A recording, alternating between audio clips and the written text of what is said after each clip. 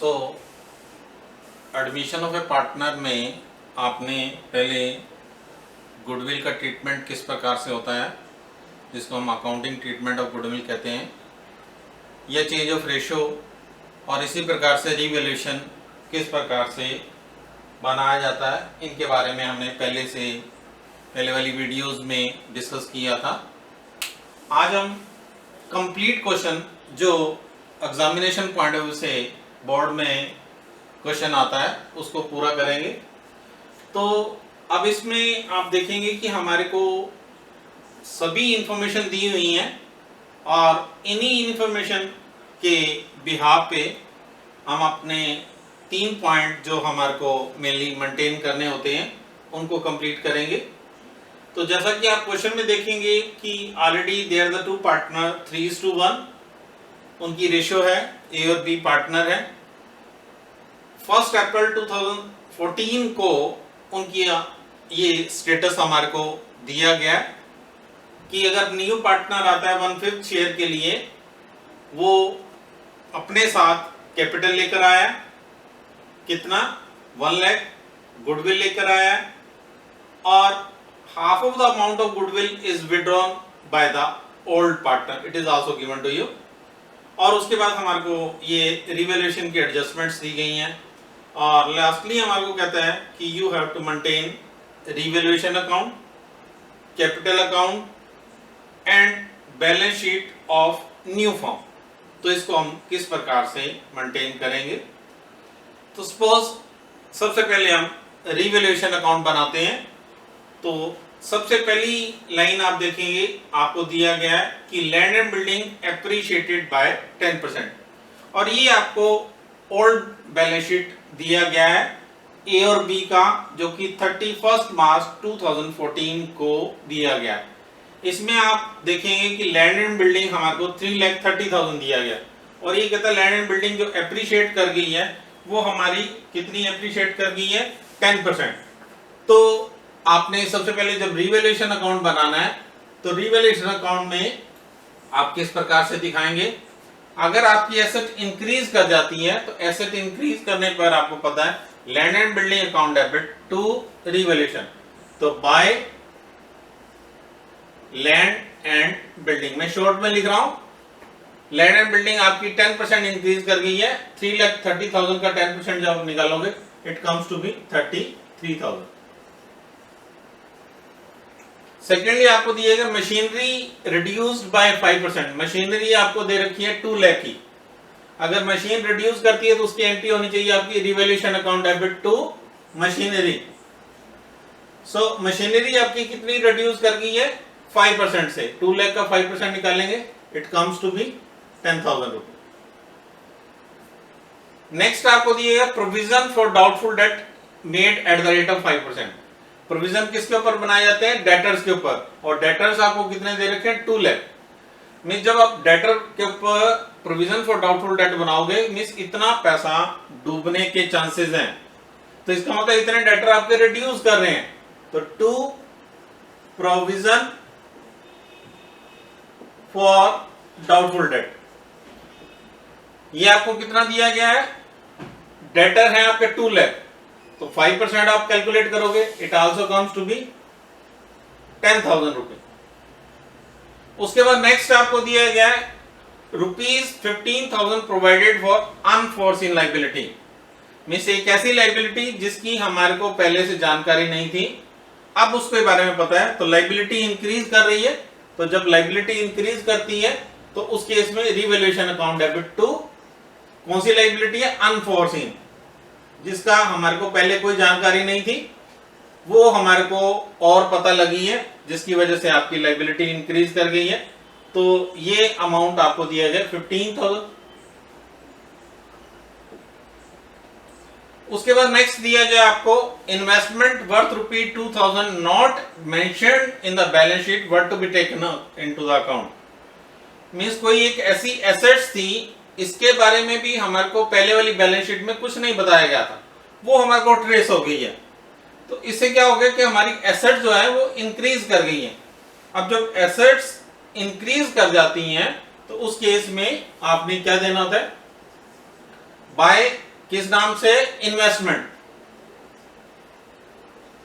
तो हमारी एसेट जब इंक्रीज करती है तो asset account debit to revaluation, तो बाय एसेट कह लो, बाय इन्वेस्टमेंट कह लो, तो it comes to be, amount आपको दिया गया 2000 रुपी। सो आप देखेंगे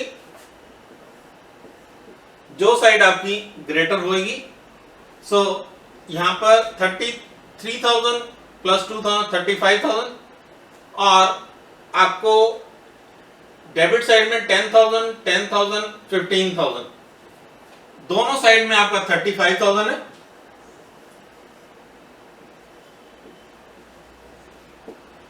means no profit no loss. अगर आपका दोनों साइड का टोटल इक्वल आ जाता है तो इट मीन्स कोई प्रॉफिट नहीं हुआ, कोई लॉस नहीं हुआ।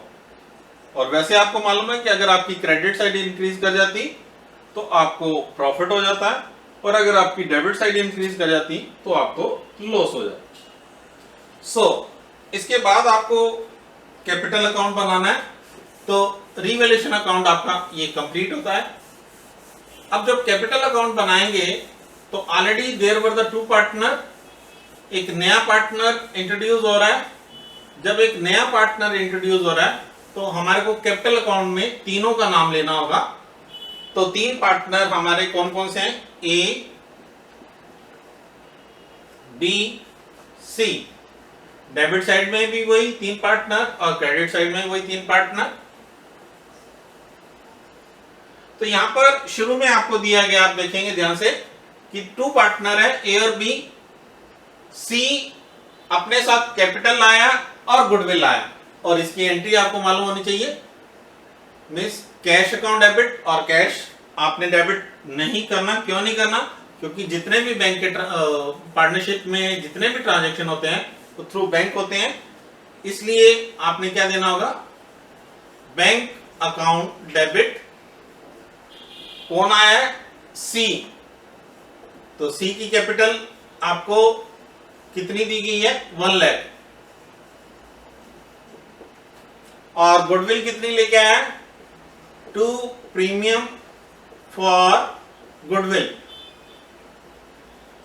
ये कितने लेके आया? 50,000। तो टोटल अमाउंट कितना आया? 1,50,000। अब ये आप जो अमाउंट आया है गुडविल के लिए, ये ओल्ड पार्टनर में डिस्ट्रीब्यूट कर दिया जाएगा। और जब डिस्ट्रीब्यूट करेंगे तो उसके लिए आपको एंट्री मालूम होनी चाहिए। प्रीमियम फॉर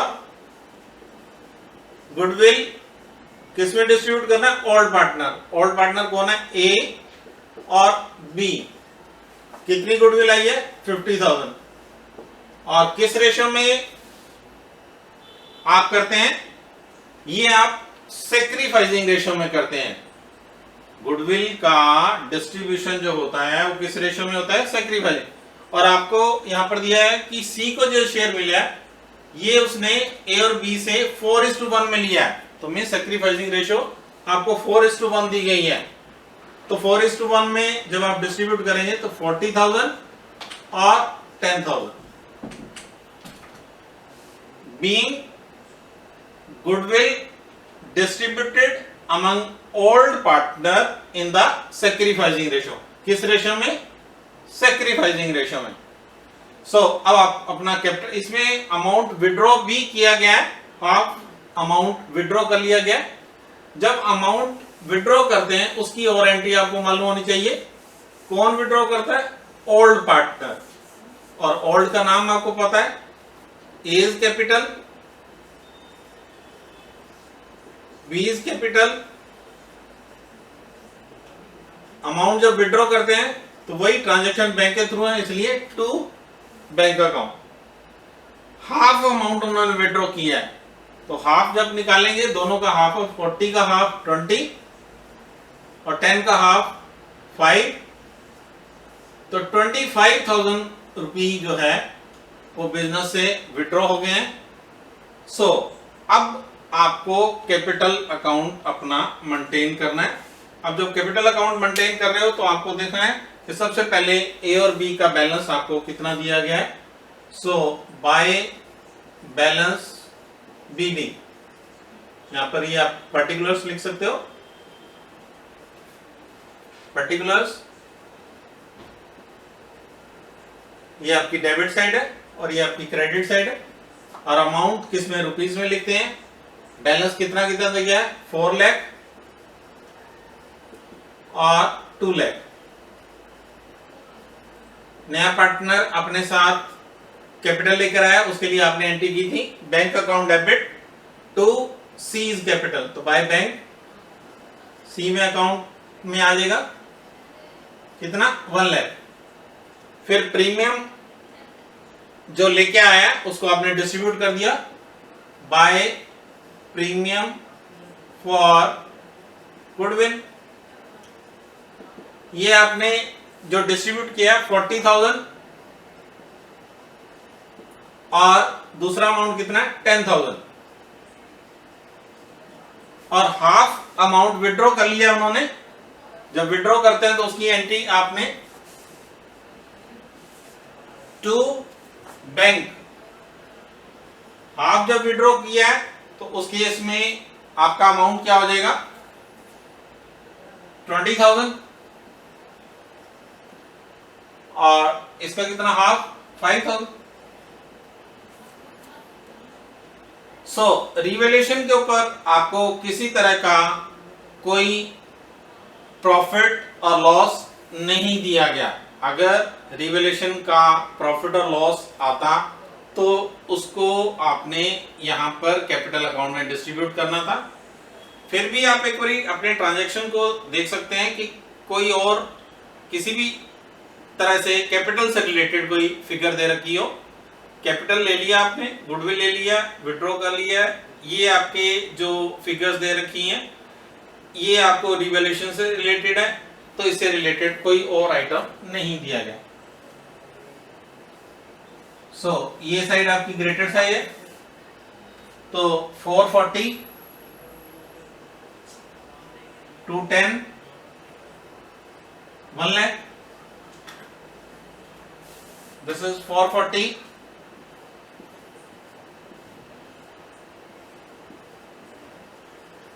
210 1 लाख, और ये आपका क्लोजिंग बैलेंस आ जाएगा टू बैलेंस CD। 440 में से 20 का 420,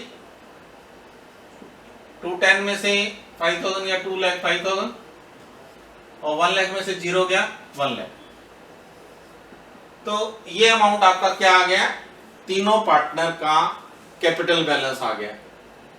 अब आपने बैलेंस शीट बनाना होगा।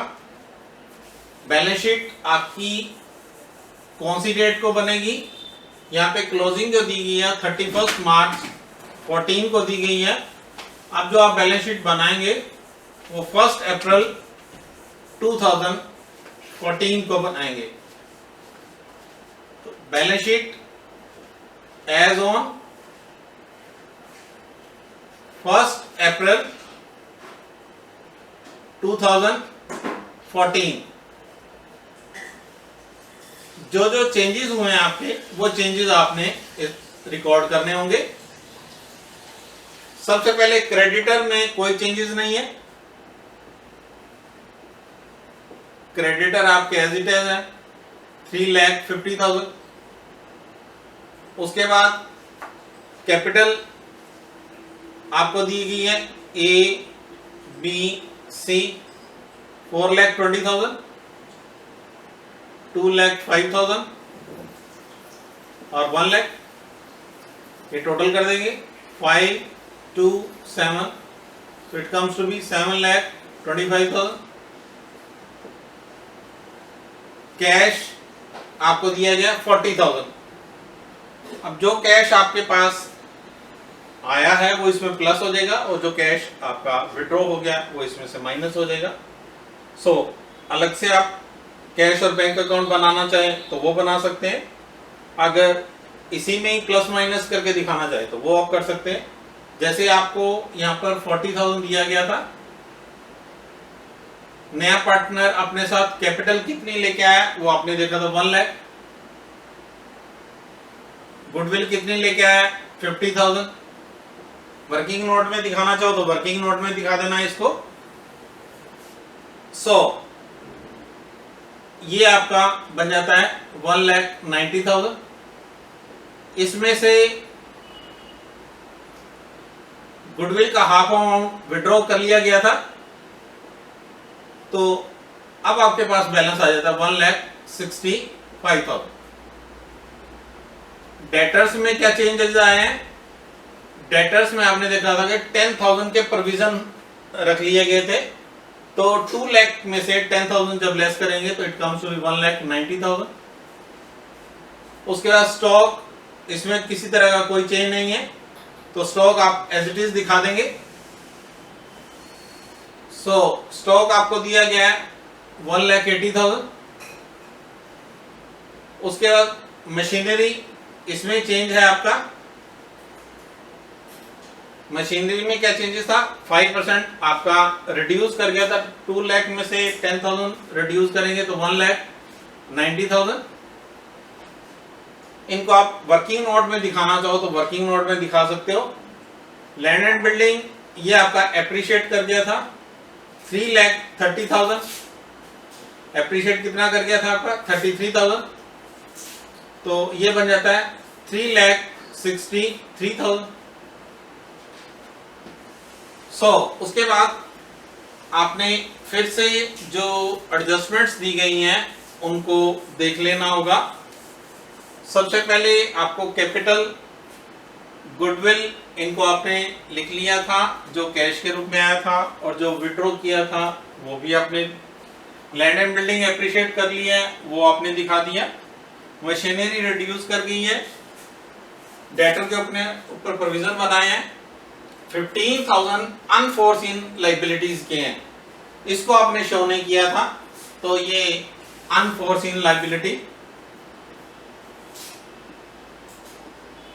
ये कितनी दी गई आपको? 15,000। और नेक्स्ट आपको इन्वेस्टमेंट दी गई है 2,000 रुपए की। ये नहीं शो की थी अभी तक आपने, क्योंकि पुरानी बैलेंस शीट में नहीं दी गई थी।